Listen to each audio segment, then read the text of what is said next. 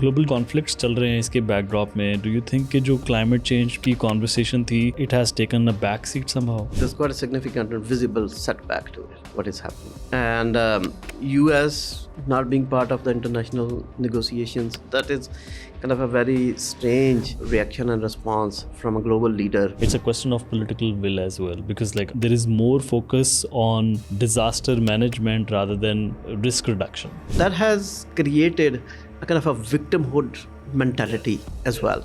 At the community level, the people level, but more dangerously, more seriously at the political level, the government level as well. The problem with all this is that's not visible. It actually doesn't come into the political attention. Converting this as a nation, as a government, as a state, from reactive approach to more proactive approach. So not everyone is able to strike that balance. नहीं, मैं किसी को समझा रहा था, मैंने भी बात की कि मैंने उसको बोला कि यार देखो, ऐसे नहीं हो सकता है कि मैं ये सोचूं कि मेरा ये जो एम्बिशंस करियर वाइज हैं, ये पहले मैं किसी एक लेवल तक पहुंच जाऊं तो then I will start taking care of my health, then I will start eating healthy और I start sleeping well. All of these things they need to happen simultaneously at the same time. तो इसी तरह जो आपकी personal branding है, जो आपकी personal growth है, then to be able to succeed professionally, you also need to have the right network of people that you can socialize with whom you learn. You need to have mentors, you need to mentor somebody. So all of that effort needs to go into it, and I think ultimately that makes it a full cycle. ऐसा ही है. That's how it works. तो sir, आपके case में like when you think about the mentors that you have had, तो कुछ इसमें बताएं कि क्या like did you actively have any mentor in life, or do you mentor people अभी currently? I didn't have. I mean, there were people who influenced along the way. International एक वो career में काफ़ी लोग ऐसे आए जो कि positively influence करते रहे. Sometimes they were the direct kind of bosses. Sometimes they were part of the larger kind of a network जिसमें हम काम कर रहे थे. And so that, but not in that kind of a very formalized fashion. In my own capacity, I have a lot of faith on youth, and so even जब मैं NDRMF में भी था, तो I used to take time or go to the universities and speak with the youth, and then फिर एक वो आजकल वो उस दिन आपकी वो उससे उमर से भी हुई. So that entity was actually NYCC. Yeah. So that was established, motivated by me. So वो अभी तक भी बड़ा इस चीज़ को recognize भी करते हैं, ख्याल भी करते हैं. I'm actually going to their internal meeting अभी ना 4 बजे ना. So and I think this is kind of a small little way of contributing back into the society. तो और ख़ास तौर पे youth पे, and the youth is, I'm very very happy actually. 6,000 members हैं, बीच में fellowship है. कोर्सेज कर रहे हैं, अभी उन्हें प्रोजेक्ट्स भी मिलने शुरू हो गए हैं, तो they have done well and I am quite pleased. And वही उस तरह जिस लाइक उस दिन भी हम बात कर रहे थे कि जो यूथ को specially when it comes to issues that are out of their control, issues like climate change, where they're constantly bombarded with a lot of messaging as well, that how climate is going to harm our lives in the near future. And unke liye not to have any agency, not being able to do anything about the particular cause, so that affects the somehow it affects your mental health as well. So having such a platform for the youth where they're able to like share their opinions, get together and feel that they're part of the effort in combating this potential threat that we have. So I think it channelizes their energy. Exactly in a positive way. और वो उनके case में तो मैं देख रहा हूँ, and then other people have started kind of mobilizing their efforts as well. And Lahore में एक वो स्टूडेंट चैप्टर है, क्लाइमेट इंस्टीट्यूट वाशिंगटन की से वो ओरिजिनेट हुआ है, and they are actually spreading like a wildfire as well. वो थोड़ा सा स्कूल लेवल के बच्चे हैं. अच्छा. which is actually great. तो they're so fresh, in many ways they're so raw, and that's the beauty of it. So they're concerned, super concerned sometimes. So, and then now they wanted to kind of take a little kind of a control of things as well, at least get themselves heard and voiced out. So I think, yeah, all are kind of a positive movements which are happening in the society right now. But so you have been part of the climate efforts maybe, and as CEO of NDRMF, you've actively played your part. But last few years, 3-4 साल से तो ज़ाहिर है I think there was a peak, and I as a layperson I feel कि there was like a lot of conversations going on around it. It was also becoming part of the mainstream conversation as well. लेकिन ये जब से conflict जो है और जो मतलब पहले यूक्रेन रशिया वॉर वो दैट स्टार्टेड, अभी जो अरब कॉन्फ्लिक्ट भी चल रहा है, और उसमें like I was reading somewhere के जो Russia Ukraine war it has produced around 311 million tons of CO2 equivalent emissions since February 2022. So that's like roughly comparable to France की जो एनुअल इमिशंस हैं.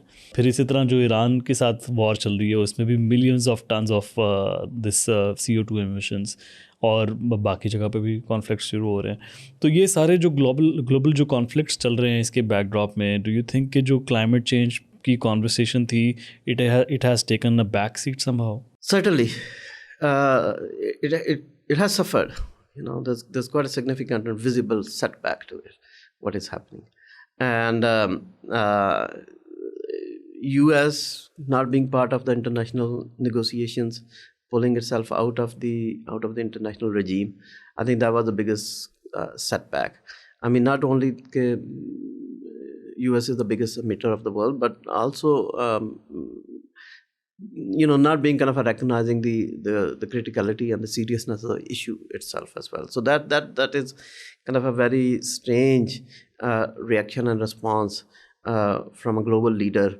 And the messaging part which has gone has been a lot more actually damaging for the small states, for small island developing states and countries like us and many others.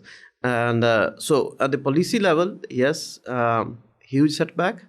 And it's going to take a number of years to regain that kind of a confidence and the universal participation into the policy making process, and the ground which has been lost actually. I mean, to regain that and bring it back into the kind of a full throttle, full scale.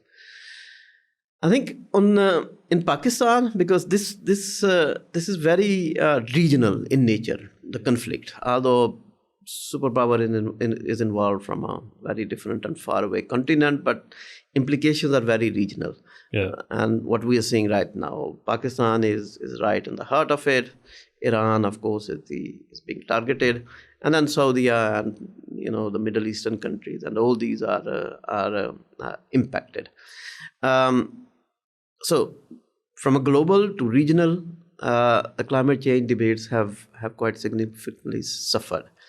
Pakistan, even before that, yes, there was a quite a refreshing kind of a wave when it has actually got into the mainstream agendas and the different forums, and and some kind of a practical level work was also being witnessed at the government level and at the provincial level especially.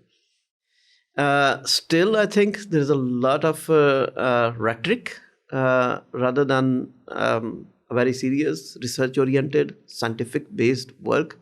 I think that gap is still very much there, which needed to be addressed, and it should be addressed with the right kind of institutions. R&D is very, very important. The global solution or even the regional solution cannot be implemented in the economy and in a society like Pakistan. So there's a degree of uniqueness in Pakistan, and then Pakistani society have quite a lot of contrasts as well. On a technology side, we are one of the nation which has really embarked, and we are very heavy smartphone users, and the technology has penetrated in certain sectors quite deep, and there's a level of acceptability as well. But then on the other hand, we are also seeing 28 million children not being able to go to school. Stunting is a real challenge in Balochistan and Sindh and even some Punjab and other places as well. So, these are the big kind of a contrast. So solutions which are kind of ready to implement for certain pockets of Punjab, they might be completely irrelevant for Balochistan. Yeah.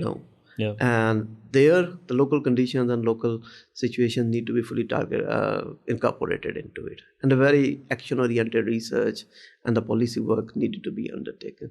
So, yes, a lot of work has initiated, and a number of new players have actually come forward.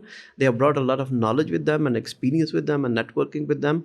And but I think the number of important players haven't really filled that gap. And I am particularly concerned about the R&D gap, which is not being filled up appropriately. Right. And like when you say R&D gap, that also means कि जिस तरह for उस दिन भी हम बात कर रहे थे कि because like adaptation is important. Yeah. क्योंकि weather change के साथ जो temperature change के साथ आपकी crops की जो needs हैं वो change होती जाएंगी, and to produce the same level of yield, for example, you need to bring some innovation in the seeds and जो भी उसमें relevant technical aspects हैं उसको you cannot address those until unless there is sufficient R&D going on to adapt to the climate change. Absolutely. The adaptation is, it cannot be ignored. Yeah. It is going to be a kind of a very serious criminal kind of an act to ignore that. No matter what, the global emissions are going to be cut down drastically, and even if the temperature is capped, between 1.5 to 2 degree, which is the target of the Paris Agreement, still there are going to be climatic impacts for a very long period of time. And this is a kind of a risk or residual risk, what we call it, is going to continue for a considerable amount of time actually. The only solution is adaptation. Agriculture, you mentioned, yes, that's very, very important, and quite a drastic transformation. Seed varieties, crop management, water usage, a number of other things, logistics, storage, everything need to be calibrated, need to be redesigned. Health is another one.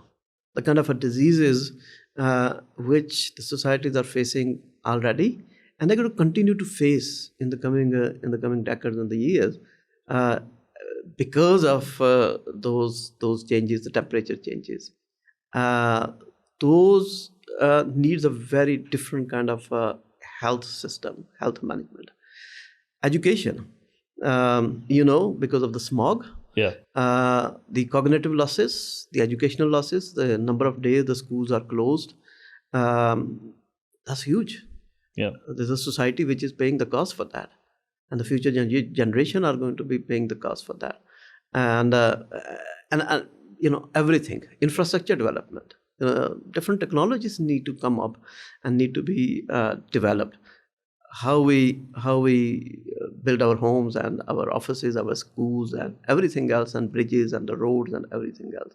So it's every single sector is going to be impacted. It need to be adapted. I was going through that UNDRR, United Nations Disaster Risk Reduction, NDRR. There was this campaign which mentioned that not every natural hazard is a disaster. Yeah. So isko how do you see that, or how do you interpret that? In this whole disaster management kind of a science or the discourse, but we say that no disaster is a natural disaster. There are natural hazards. A hazard becomes a disaster when a combination of factors actually come together. And those factors, basically hazards, vulnerabilities, coping capacity of the societies, the risk management, the risk reductions. And when these equations actually started failing at some point or at multiple points, that's when the hazard actually become a disaster. Rivers flow, in the specific case of Pakistan, and we've been actually knowing this for a very long period of time. that with the average temperature increase across the world, but in some pockets actually the variation has been pretty huge as well. And then we see that the speed of the glaciers melting has really increased, and with that, of course, the flow of water is going to be much higher, and then it's going to be in a very short period of time when we have a large body of the water, large volume of the water actually is flowing, and then and a certain the rest of the period of the year actually there might be a shortage of the water. So that is very much clear. But then the rivers and the water channels, they have been adapted to that. When these temperature increase were not really that huge. The hazard has always been there in a place where we are in Pakistan. It's a blessing as well. That's where we get all our water resources from. Fresh water resources. But then we knowing that this is something which is evolving, which is happening, and not having been able to come up with the right kind of solutions with the excess water to get it storage, to get it utilized at somewhere, and along the way to set up the agriculture practices in a way which actually allow to use the excess water in a certain period of time. The rest of the water actually goes for other portions of the land, and might be for other uses as well. And that's what the adaptation is altogether, in a very simple manner. Right. So now it's no disaster is a natural disaster. What I take out of this is that it depends on how we respond to a natural hazard. If there are sufficient measures in place, so then that particular natural hazard would not become a disaster. It becomes a disaster when we do not have like those measures in place already. So that is directly linked to also governance as well, how we respond to all of these hazards, right? That's right. That's absolutely right.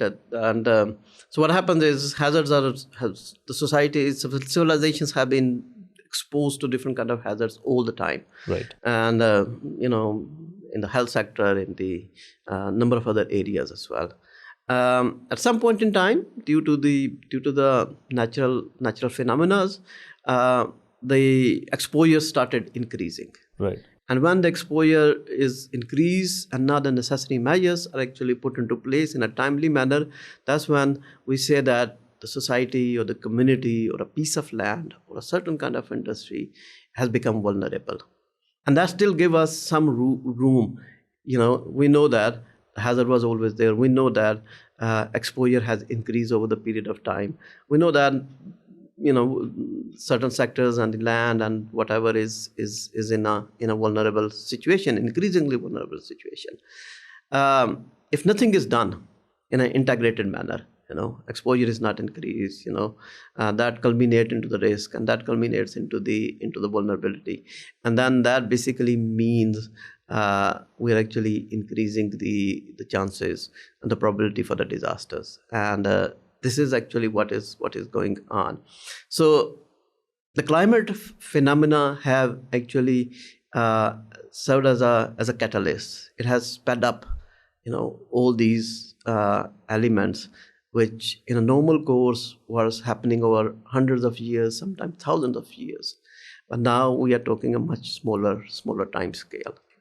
And that's when the coping capacity of the societies is being threatened, and which actually needs much bigger scale adaptation measures. And yes, it's the governance question is a very much there. And it's a very valid question there as well. And because the governance basically means is having been able to preemptively study all this and come up with the right kind of solutions, and then see that how these solutions need to be integrated in the broader perspective of development planning and the development choices which we are making. Right. Because if the development planning is not done right, if urbanization is not done right, because disasters, like you mentioned, now we know that hazards to aate rahenge flood है वो हर दफ़ा आता रहेगा, and a lot of housing societies in Lahore, for example, they were also flooded और लोगों का काफ़ी नुकसान हुआ.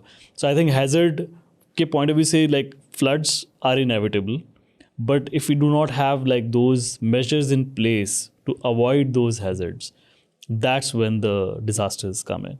Yeah, housing society is a very good example. I think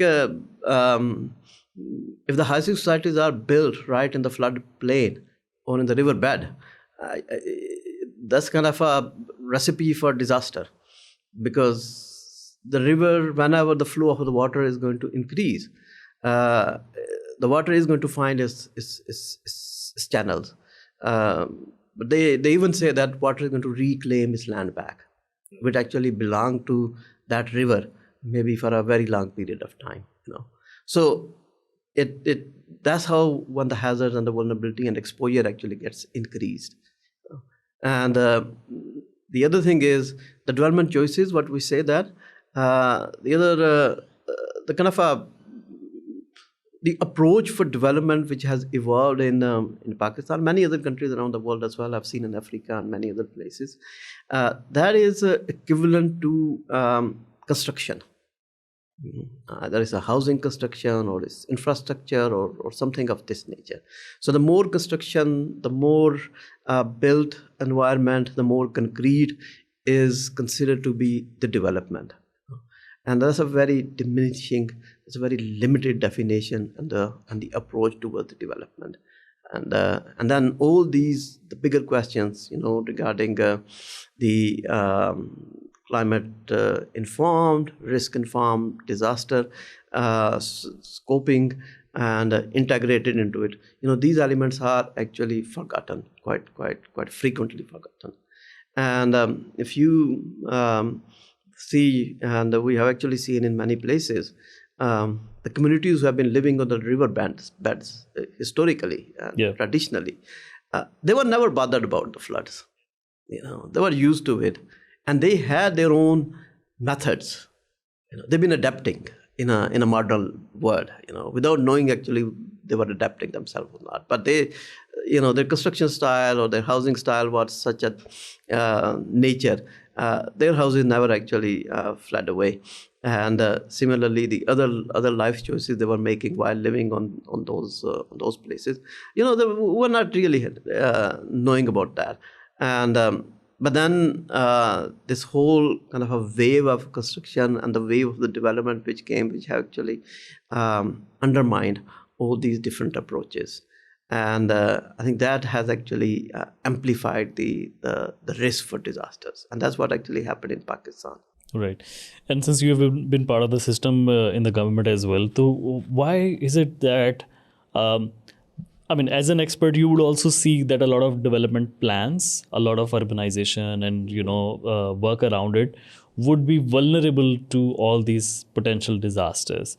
So why is there lack of coordination between the departments to be able to come up with better planning, or what do you think? Where do we lack? So the development models in Pakistan, I think they are a bit outdated, and this is a new kind of a science, and it need to be learned and need to be integrated. And most of our system within the government, when a project gets approved and it gets the funding, it passes through the very different cycles. It goes through its own due diligence, technical evaluation, review, and this and that. The climate component was never part of it. It's very, very new, actually, just being integrated right now. So there was a genuine lack of understanding and the capacity, which was very deeply embedded into the system. And even initially when it was introduced, it wasn't really introduced in a manner which kind of comprehensively addressed that. The technical experts within the ministries, they were not given the training, or they were not made aware of these things. And the technical capacity within the different institutions were just non-existent. So when we say that the development planning to be disaster or climate risk informed, and what it basically means is you need to quantify the risks against the different kind of scenarios over a long period of time, especially when we're talking about the infrastructure. We don't build the bridges for 10 years. The bridges are built for 100 years. The roads are grafted out for a longer period of time. Now, a number of changes happens over this time scale, and those changes need to be quantified. Those need to be modeled out, and then integrated into the planning processes. Each and every project need to see that, okay, if we are actually building a road here or a bridge there or a hospital there, what it means in terms of the flood or heat wave or earthquake. And what is the risk? What are the risks which we are actually putting into these infrastructure developments? Putting up a big hospital in an area which is going to be exposed to the heat waves, for example.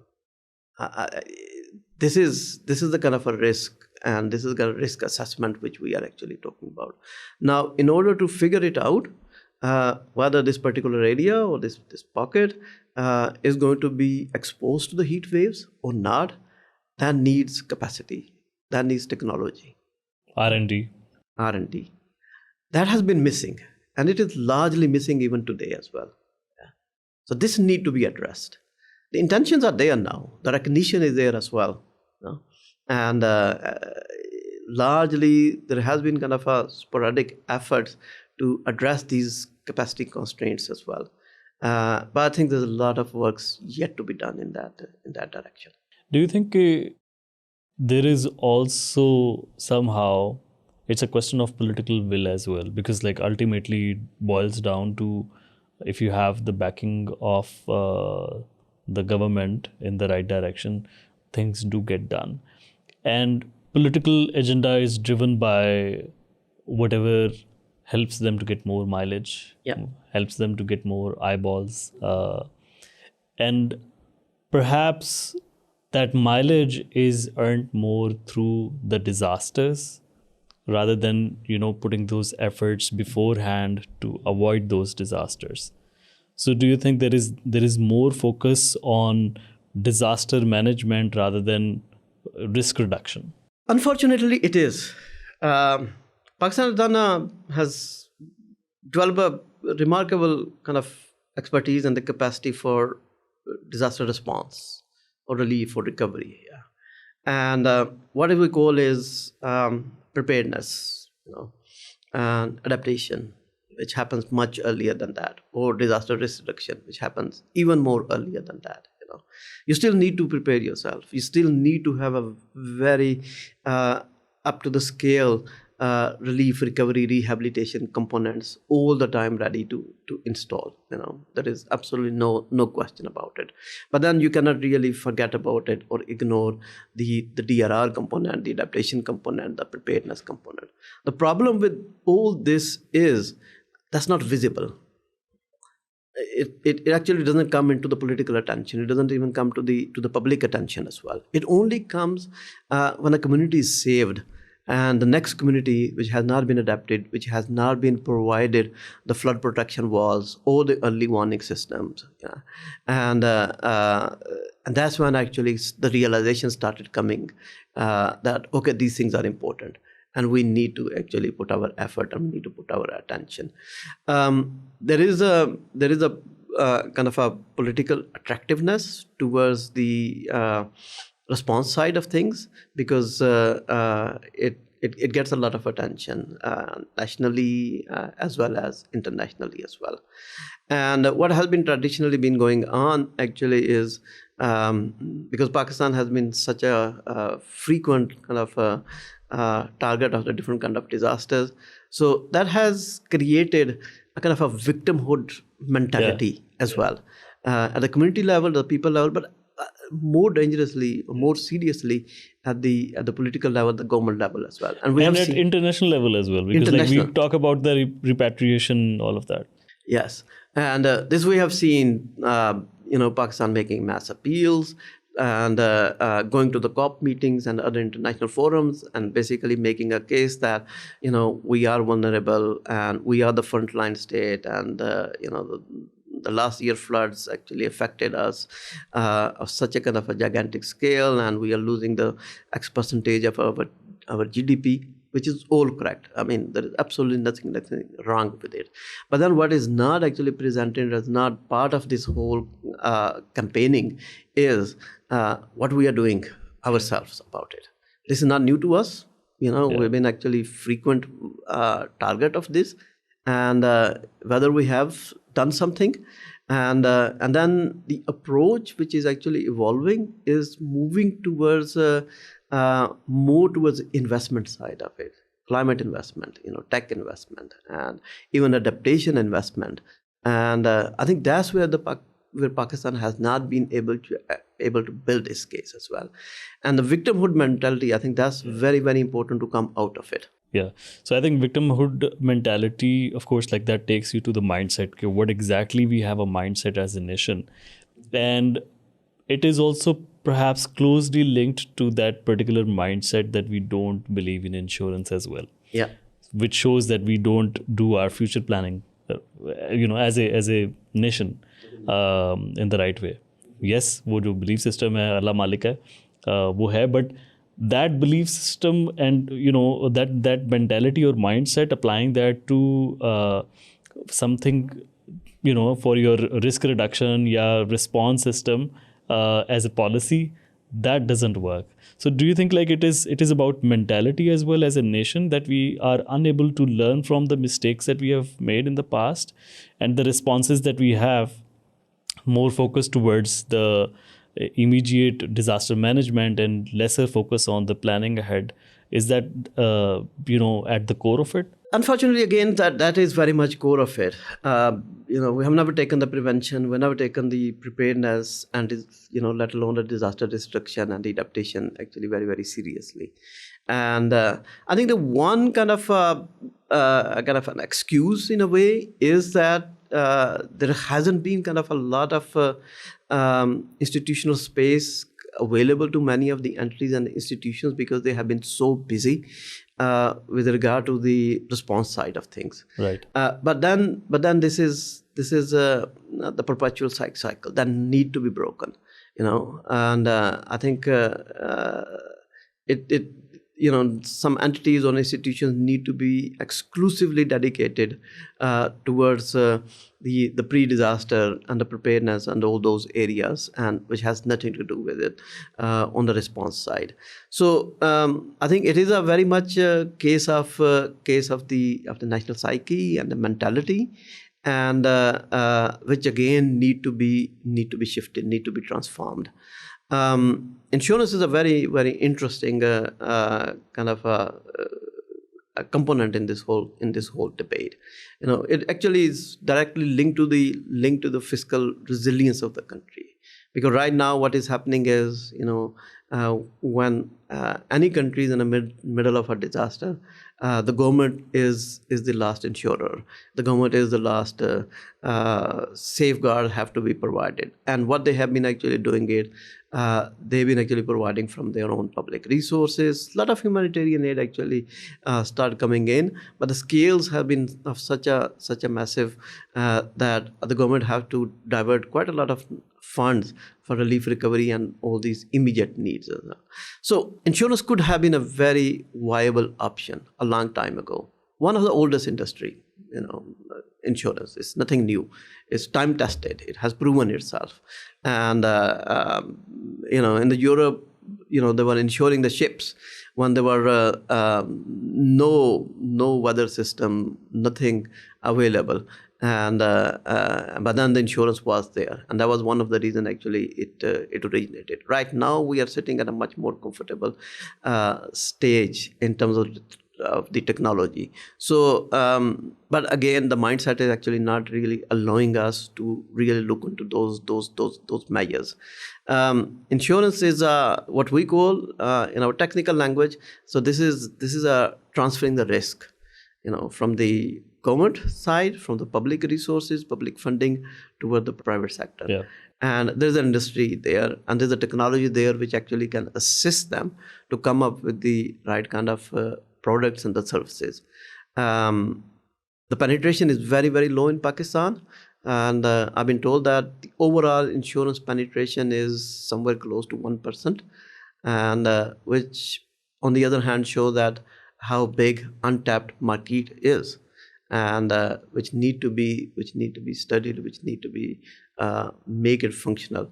And the disaster side actually provides a very, very good case basis for that. And explain it to me a bit about the kind of insurances there can be to reduce the risk of these disasters. Like we have had these floods in 2010, then we had in 2022, I think 24 as well.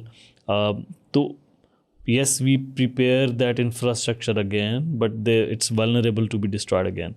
So what role can insurance play when it comes to these disasters particularly? Yeah, so one clarification is important here, that insurance can only play a effective role, instrumental role, when the disaster risk reduction component is fully integrated into it. Because the risk needs to be continuously reduced all the time.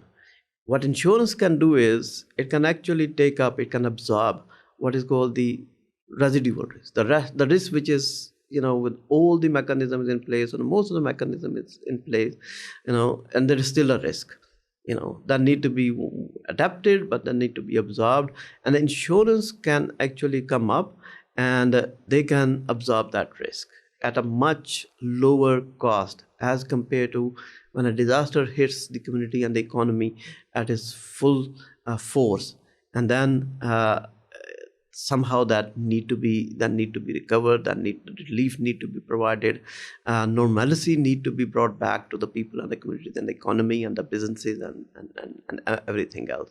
All these elements can be addressed through the insurance, with a fraction of the insurance premium as compared to what need to be shelled out in a case of the disaster. Similarly, crop insurance is a very good example. Right. With every flood, crops get destroyed, and then it actually, especially those farmers who are small farmers and their acreage is not really big, and they very easily fell into the poverty trap. One crop is lost, and they go back, and it becomes extremely difficult for them to recover out of it. Now, crop insurance, and there's a rich data for crop insurance, the yield and the acreage and the cultivation practices and all these things. So the data is there. And we also know the flood patterns or different kind of disaster patterns as well. So a good crop insurance mechanism can be established where, in a case of a disaster, the farmers are actually provided the immediate compensation in a matter of hours sometime. There is something called parametric insurance. It's a little bit complex, which doesn't actually do the damage assessment or anything like this. It's technologically driven. It sets the indexes, thresholds. If the rain happens of this scale or the flood happens of this scale, the insurance basically kicks in. Right. And it provides whatever the premium, whatever the compensation ratio is. So if it is covered for 70% or 80%, the farmers are provided 80% of their crop value, whether it's lost or not. But then the beauty of this whole thing is they really get the cash in no time, and they can rebuild their economic life very, very quickly. And then it, of course, have this positive implications and repercussions on the larger societal scale and the community level as well. So there are a number of benefits in a situation like this. The crop insurance is a very, very wonderful, and the proof of concept is there. It has been experimented in a number of countries, and there's a huge potential for that in Pakistan. Right, and so in a way, it also acts as a tool for implementation to make sure those safety measures in a way are in place. Yeah. And the second is like it reduces the burden of financial burden on the government and on the individuals if there is a disaster. Yeah. And it's a form of, especially when the insurance product or service is designed targeting for small farmers. And it can be done so many different ways, based on the acreage or the land holdings, or based on their income, or based on the poverty level. It's a wonderful very well designed, very targeted mechanism for social protection. Right. And so this is what the most of the governments are actually looking for. So in Pakistan, there has been experiments, and which were not succeeded for a number of reasons, and they're not gone to the scale as well. So when I was in NDRMF, we actually set up this NetCat exactly with the same thing in our heads. NetCat, what's that? A natural catastrophic model. So it's a risk modeling application, which actually provides all the different data and the analysis and model it out for the insurance industry to design their premiums in a scientifically and quantifiable manner. So and that is there now, and we are, and I'm sure this is going to be the new leadership is going to take it up, and which actually provides a very good basis for a national scale crop insurance targeting the small farmers. And so that somehow becomes a tool for the insurance companies to design their models accordingly for the insurance जो भी वो offers होती है. Exactly. Right. So they don't have to basically base or quantify or calculate their premiums in an uninformed manner, because the premium is directly affected or associated with the risk and the exposure. So this basically tool provide them in a numbers format the risk, and then they translate the risk into the premiums. So that's the purpose of it in a very simple manner. And since you have been part of NDRMF, or you have seen both sides as well as an advisor, consultant, and as a part of the government as well, what realities do you have witnessed when it comes to coordination, when it comes to politics, implementation? Practically, how do you see things? What are the bottlenecks when it comes to making it a success? I think there are quite significant and large disconnects between the different components of either in the development cycle or on the disaster risk reduction or climate action, and this is something which we are talking about. This is the governance or the climate governance kind of issue, which hasn't really evolved in Pakistan yet. So there's a development cycle or the development planning process which is actually going on its own without being aware of what kind of climatic challenges are out there which need to be integrated for the next 5 years or 10 years or or 15, 20 or even more than that. So I think that's one of the biggest kind of a disconnect which I actually felt quite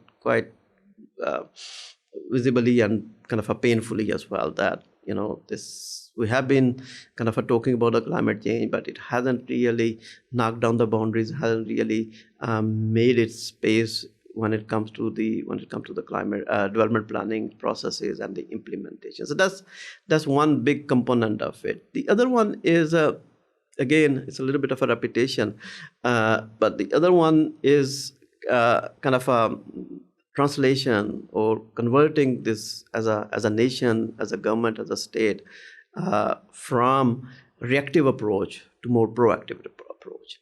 I think that is extremely important, and that's where again the adaptation and the DRR and all these preparedness elements need to be brought at the forefront at the planning process. The third, which I have seen on the implementation side, many of these kind of good ideas sometimes which they are actually discussed within the corridors or within the meeting rooms of the different ministries, they get lost when the implementation actually comes. And the ground realities are as such, where a lot of corners need to be cut because of different reasons. And that's where a number of implementation challenges actually come into the full play as well. So I think these are the few of the big kind of big ticket or a high level kind of observations which I have seen.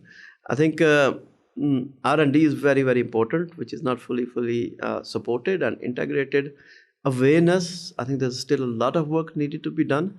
and that need to be designed in a very, very different manner. And holding seminars in Islamabad has its own value, but it doesn't really trickle down to what is happening in Balochistan or far remote community in Sindh.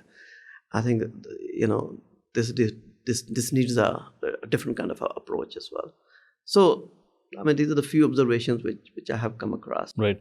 And during your tenure, did you feel that any particular development project or initiative rather went somehow to the, it increased the risk when it comes to like climate change, or when it comes to the particular efforts that you were putting in and the kind of objectives you were trying to achieve? But here comes another project that somehow undermines the work that is going on in climate side. Yeah, I think the one kind of a glaring example is the flood 2022. When it happens, it happened. Many of those kind of very important DRR and adaptation and early warning systems and all these initiatives which we have actually designed and we were just on the verge of implementation. I mean, they were actually subsided, and I think that was a setback, and which we realized that it should not have been, and without really undermining the need for the relief and recovery of the people who are actually affected by the flood and that need the immediate support. So obviously, I mean, they did need it, and we were actually, we went out, NDRMF as an institution went out and supported the government and supported the communities as well.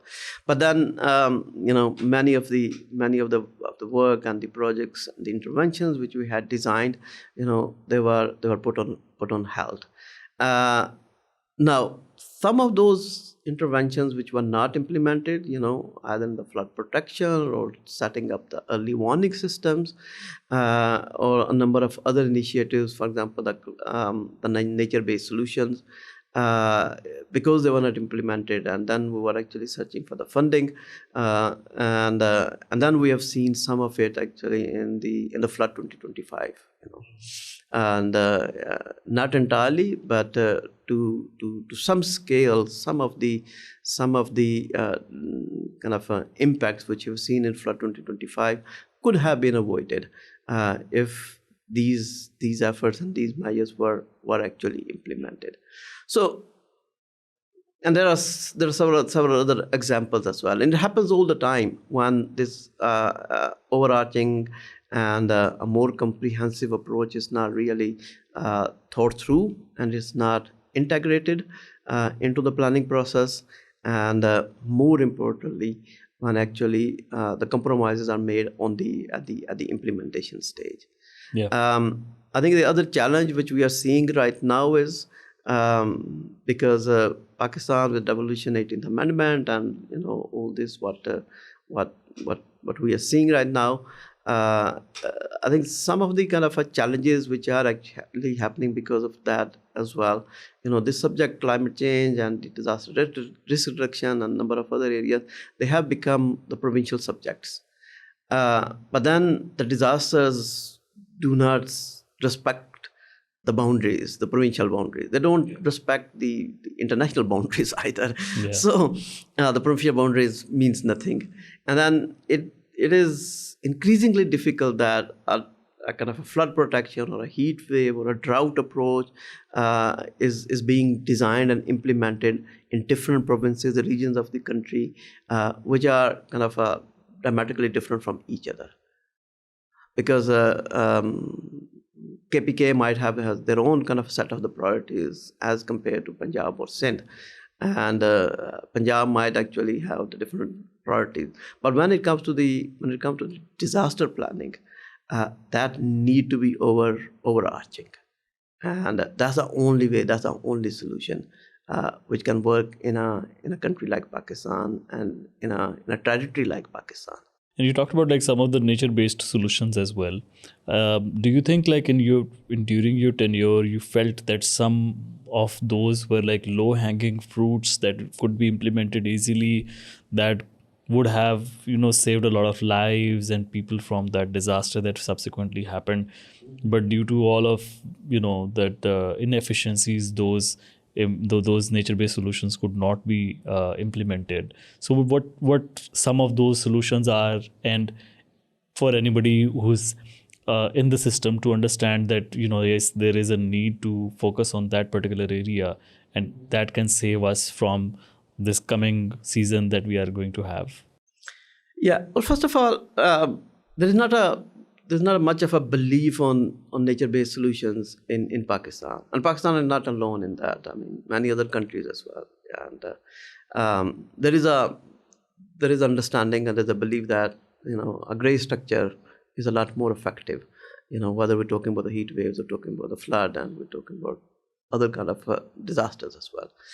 So the education need to be brought in to the right corners for this. And what we know from the world and the best practices, the nature-based solutions are the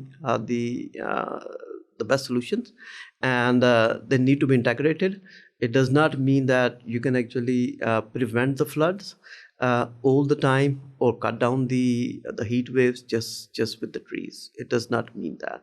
What it means is that where you are actually erecting some flood protection structures, or for some measures for the heat wave, you need to think in a way that how the forestry and how the bushes and how the communities can actually be helpful in that sense.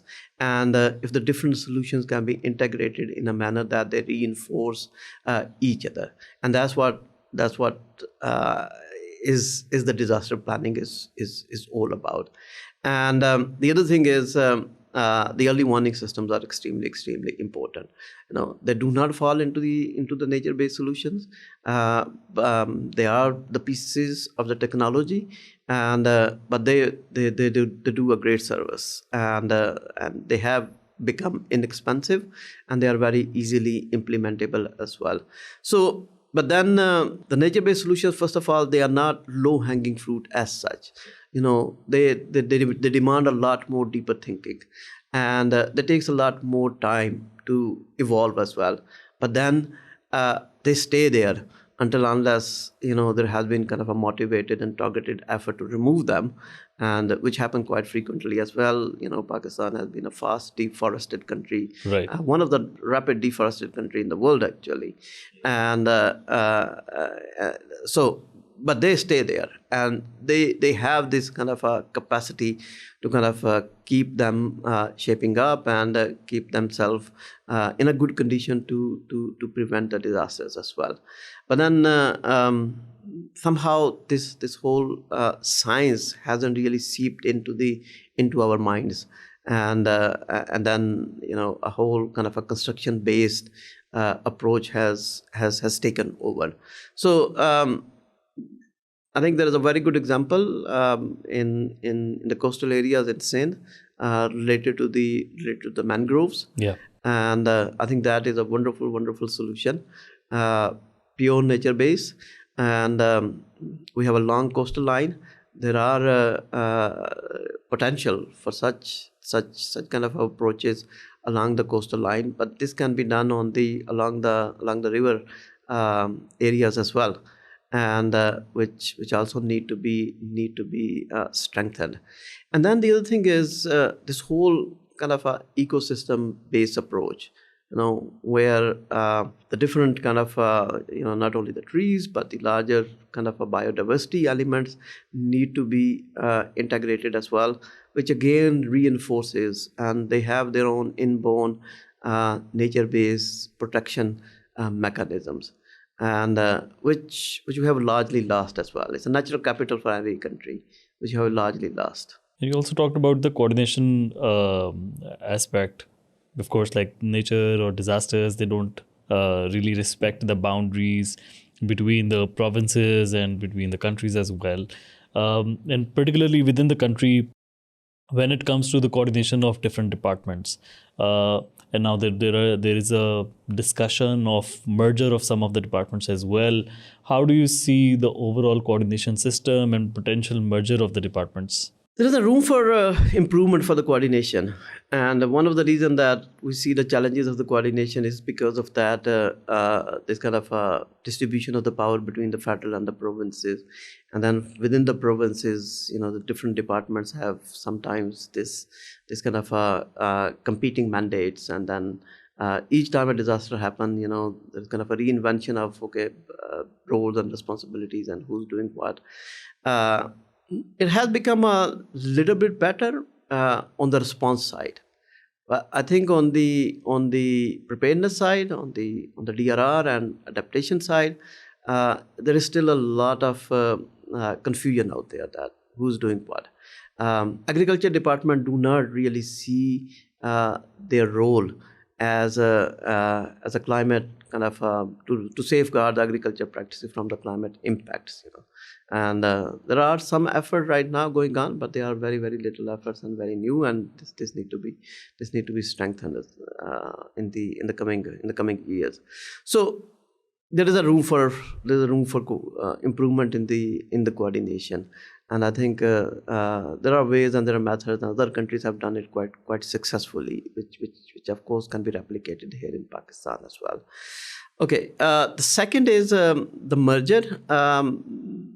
These kind of discussions have been going on all the time, and as a best approach, as a most kind of a viable approach, it is generally considered that kind of creating the superstructure is not the best approach. It increases the risks, and then it expands the scope of different institutions to different kind of unrealistic manner, and which to me, as a climate policy, as a disaster management practitioner, I would say that this is not advisable. If the different institutions have not been able to come up with the right kind of responses, and they're not able to deliver up to the mark, they should be strengthened. They should be made more empowered. They should become made more resourceful. So rather than making a new department or merging it with an existing one, like strengthening what we have currently. Strengthening what we have currently and reshaping them and retooling them. I think that's what is needed to be done. And I think the mergers are it happens in the private sector because they are driven by the cost reduction and the business orientation. This science is very different. I think this requires a very specialized approaches, and those approaches kind of getting them integrated into the different set of institutions and their methods. I think that's what is needed, rather than creating the superstructures. And in terms of that victim mentality that we have, how can we, in your opinion, move from that climate victim to more of a resilience investment destination? There isn't much to be done actually. The basics and the fundamentals are already there.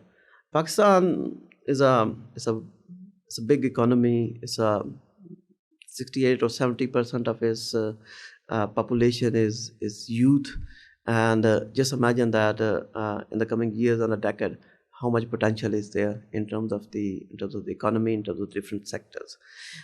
Similarly, it has some very unique features as well in terms of its natural resources, as well as the geographical location.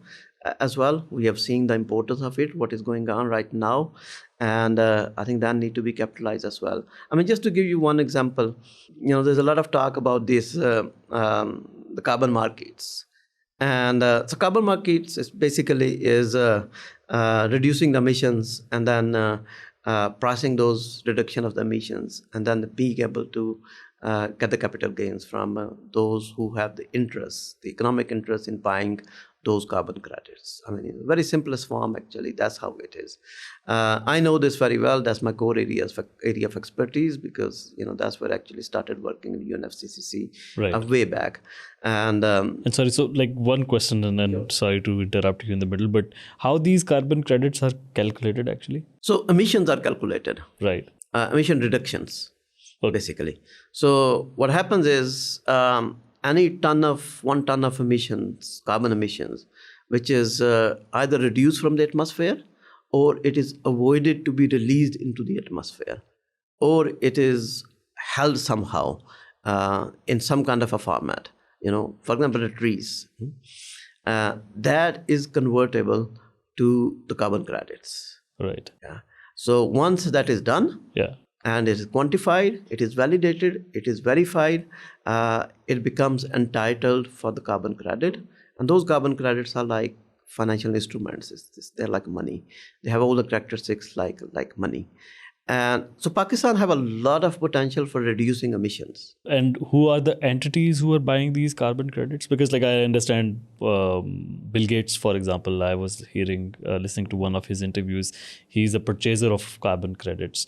But who are the other entities who actively buy these carbon credits, and what's in it? I mean, you mentioned that they have interests or like they benefit out of it, but what kind of what's in it for them? So some of the big corporations, they are under some kind of a compliance regime. For example, in Europe.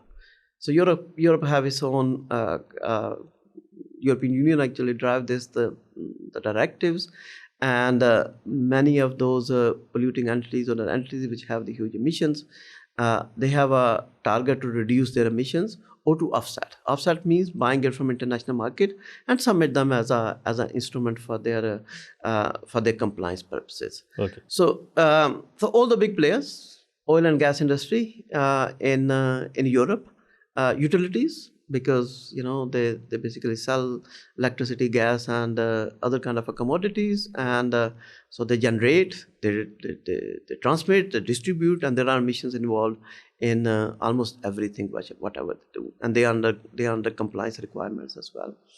Right now, I mean, Bill Gates, yes, Microsoft is a big buyer right now. Google is a big buyer as well. And although in Europe they are under compliance requirements, but in US they are not. And but they do it, as part of their being the responsible, socially and environmentally responsible companies. And they buy the credits and then they cancel those credits. Basically, they buy 1 ton or X ton and then they cancel it out. Those credits, it means that those tons have been saved. They have not gone to the atmosphere. Right. The biggest buyer right now is evolving is aviation sector. So all the airlines which are landing or taking off from Europe, they in a very near future actually they are going to come under compliance requirements and they have to offset their emissions. And so they are actually gearing up to buy big quantity carbon credits in volumes. So there is a vibrant market out there. And so it's, in simple words, it's more like whatever business I own, and with the emissions that I'm responsible for, I buy those credits to balance it out. Exactly. Right. Okay. Yeah. So if you are there's a requirement to cut down your emissions 10% every year. Right. 10% is quite a huge number, by the way. And that means that, okay, you try to do it by your own means as well. You switch your fleet to electric vehicles, for example, or you improve the heating or the air conditioning systems in your premises, but then you're still not able to make it. And then reducing emissions in most of the developed economies is a very costly business. So per ton of emissions reduction in developed economies, the cost is very high as compared to countries like Pakistan. Pakistan actually have a very kind of a marginally quite low carbon reduction cost. And when I was actually writing the first NDC of Pakistan, we did this analysis and we came up with these different numbers in different sectors. And that basically told them that, okay, Pakistan is a carbon investment heaven. Recently, those numbers haven't been updated, but if they are, I'm sure that Pakistan is going to be the kind of a destination where reducing emission is much lower as compared to many of the comparable countries in the region. So that's a kind of investment which we need to attract, and that's a direct investments. Right. It basically helped to our own industry to update their own technology as well, and similarly a number of other measures as well. So the victimhood mentality, I think, that need to be rectified with the investment approach, with the investment narrative. And this is just one example, but there are many other examples. Before we conclude, I think I would ask you this personal reflection that you may have in mind now, that when you look back during your tenure as CEO of NDRMF, what exactly do you think you have been able to achieve, and what are some of those areas that you feel are yet to be addressed in the department? Yeah, I would like to mention 2 or 3 things which kind of stand out in terms of the what we have been able to achieve as an institution. I think one thing is, which in very early phase of my tenure, I realized that there's a lack of knowledge, or the knowledge gap with regard to the disaster and climate risk modeling and the application and the understanding of the risk, and then how this risk can be actually translated into development planning processes. So this was kind of realized very early on, and prioritized to come up with this natural catastrophic models, NetCat model, and now it is being integrated into the national systems at the provincial level as well as at the federal level. And over the period, it is going to be refined, and it is going to be deeper and deeper integrated, and that is going to be the risk application within the development planning process.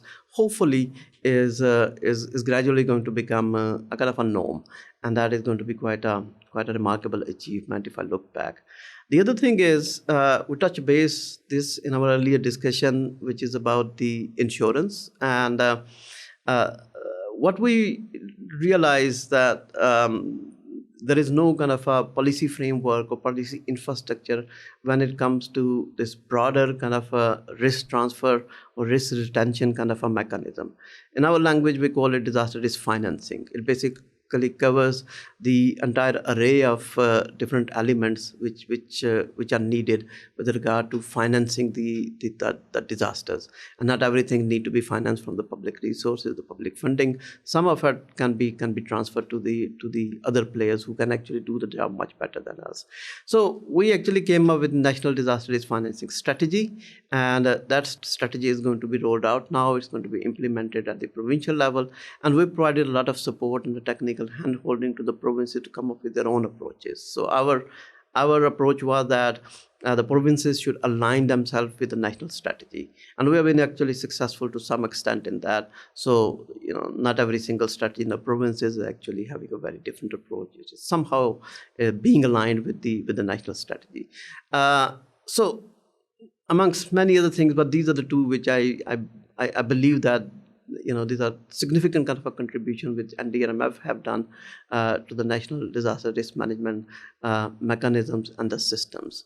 Now, what I have not been able to achieve, I think this kind of a broader understanding within the government systems about the risk reduction and why and how it is important in terms of the planning processes, and especially the adaptation component of it. Adaptation component was kind of a completely forgotten for a very long period of time. And when the government actually started to come up with a national adaptation plan, we provided a lot of support, the technical inputs. It is there now, but then it is not being implemented as it should have been implemented. It's a couple of years now, the document is out there, and I actually wanted to take a lead on that and take the document, unpack it, into implementable actions, and then spread it out to the different regions in the provinces as well as other regions, and then help them out to come up with the appropriate adaptation measures. And we, as an institution, are able to fund and put the investment or to mobilize more funding for the investment purposes. That has been largely missed out because of, again, it came very, very late into the system, the adaptation, and it needed a lot of awareness raising and education and engagement, which somehow was not there and is still not there. So that, I believe, is one of those areas where I might have missed out. There are a number of others, but I think on a more higher level, these are the different areas. Aajkal, you're also writing a book, and there is some engagement for which you are traveling to US as well. इसके बारे में कुछ बताएं? Yes, so writing is my passion as well. Even in a very busy management role, I've been actually writing, contributing to different thought pieces in the newspapers and the journalistic articles and some research-based pieces as well, which is very, very important for me. It's extremely important because it just keeps me engaged to the new developments and new areas which are evolving. So I started working to the climate change in general from 1999, and I've seen the evolution of the international climate policy right in front of me. And then the climate governance systems, which actually, was part of my job, and went out to many, many different countries and helped them out to set up their climate governance systems. So what I was actually seeing was there was international climate policy, which was actually coming up with a lot of new requirements and demanding the kind of action from the countries. And I was putting a lot of burden on the developing countries. I mean, there were a lot of assistance available to those countries as well, and which was in the form of the capacity building and the financial and technical assistance which was provided, but then it was never sufficient. The different countries have come up with a very different kind of flavors of the climate governances within the country. Sometimes a dedicated ministry has been established. That's the case in Pakistan, and in other places it's a small unit somewhere. In other places, it has given a lot more kind of a political recognition. It falls under the supreme kind of a political authority, and they are actually taking a lot of interest as well. It also has its own kind of merits and demerits as well. And so I've seen this actually happening in so many different formats, and I have, to some extent, actually, in all those years, I've studied what had worked better. And what was, there were kind of a big, rich lessons which were learned actually. Now, I am actually doing a kind of analytical review of the climate governance from the policy side, international policy, how it has dictated this, and the countries, how they have developed on the ground, and whether this has been a kind of a successful journey on both sides, whether the international climate policy have been able to reduce the emissions, have been able to assist the countries to adapt more, or they have actually assisted and contributed to the countries in terms of their capacity building and the technical understanding within the different institutional setups. So these are the big kind of objectives of the international policy. And I basically want to evaluate this within the broader context of the climate goals. So this is a book actually I'm working right now.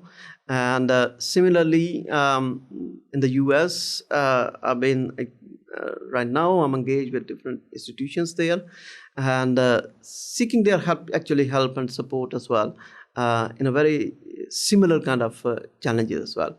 And then we come up with hopefully we'll come up with very solution-oriented mechanism and instruments which we are able to implement in countries like Pakistan. I wish you all the best. You complete your book, because it's also very demanding task to bring everything together, and must be like really demanding in terms of making sure that whatever data research you put into it, it's accurate, it's up to date. Oh yes, Yeah, definitely. so it must be a lot of work. Before we conclude, I actually have a question that I'd Sure. asked one of the previous guests to ask you, and which is that if you have to recommend to someone closer to starting a career, which is actually your son as well, is he has actually started his career now. He has his own startup. He has a startup. Yeah. So, but what would you recommend to somebody who's starting a career? What exactly they should focus on? That's a tough question. And this is in the backdrop of AI and automation and Yes, exactly. where the world is heading. Exactly. So, I mean, that's a very different kind of time and space when we started our careers, and but it's remarkable to see what is happening out there on the technological front, and kind of tools they have so easily accessible to the youth and the young generation of this time. I think what I would like to recommend is that make use of the technology. Don't shy away from it. There's a lot of debate happening whether how the AI is going to be destroying the cognitive abilities of the young generation, some of the basic and the fundamental skills of them. And this is all true. The societies, when a technological breakthroughs happen, the societies actually do pass through these kind of phases as well. And most of the time, actually, it's the youth of that particular phase and the time, and they're the one actually who are suffering at some point in time, but at the same time, they're the one who are actually leading the wave as well. So technological developments are inevitable, and I think it's a matter of us how we are able to adapt to our usage and put into the best usage and best practice as well. I think the youth is, mashallah, doing phenomenally well. And if I see in my space the climate change and disaster, I'm seeing the youth actually becoming a lot more vocal, a lot more engaged, a lot more technological savvy, and a lot more demanding as well. And I mean, these are all wonderful qualities and the characteristics for any kind of a youth. And when the youth is 68% of your population, they can do a transformative kind of impact. And that's what I'm actually expecting with our youth. Yeah. So I think like it also reminds me of this particular sentence that I read somewhere, is that probably AI would not replace you or take your job. It's actually the person who knows how to use AI will actually take your job. Take your job, exactly. And that's, so maybe like make best use of the tools that we have through AI and learn how they operate, and also like at the same time not be heavily dependent on them, and develop your skill as well on the side. No, absolutely, you're absolutely right. You're absolutely right, and I think what I'm seeing is actually it's not the youth which is super worried about the use of the technology and the great losses they're going to make. I think it's those set of people. I mean, sometimes the people like us, the old school and old timers, who are actually worried, and they see themselves becoming a lot more kind of irrelevant as well. So, but I've been actually having a wonderful kind of opportunities and the blessings of being very much engaged with the youth.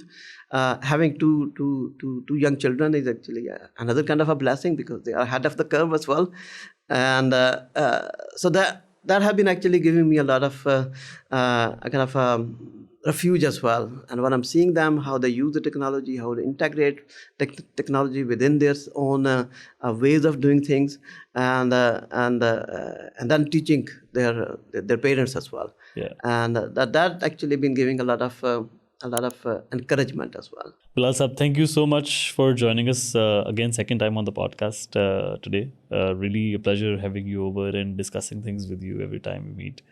And I hope to see you soon again. Thank you very much. It was absolutely wonderful. Thank you.